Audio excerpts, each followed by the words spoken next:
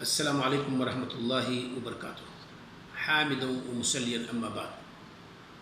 ابن قیم الجوزیہ رحمہ اللہ نے ایک بہت ہی عمدہ بات کہی ہے، اور ان کی یہ بات اس میں کوئی شک نہیں ہے، سونے کے پانی سے لکھے جانے کے لائق ہے اور حرز جاں بنانے کے لائق ہے، اپنے دل اور دماغ سے آویزہ رکھنے کے لائق ہے۔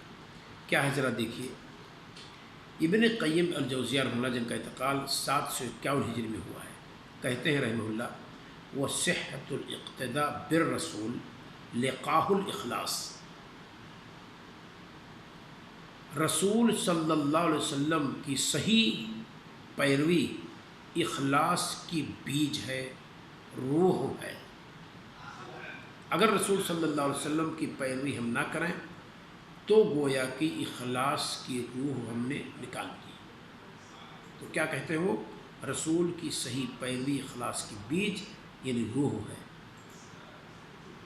فَإِذَا اجْتَمَعَ، جب اخلاص اور اتباع اکٹھا ہو جائیں، اثمر قبول العمل، تو عمل کے قبول ہونے کا پھل دیتا ہے۔ یعنی جب اتباع اور اخلاص اکٹھا ہو جائیں تو پھر نتیجتاً عمل قبول ہوتا ہے۔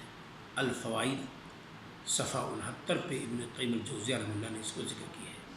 اللہ رب العالمین ہمیں اور آپ کو اس حقیقت کو جاننے کی توفیق عطا فرمائے۔ کیا ہے عبارت؟ وصحۃ الاقتداء بالرسول لقاح الاخلاص فإذا اجتمع اثمر قبول العمل۔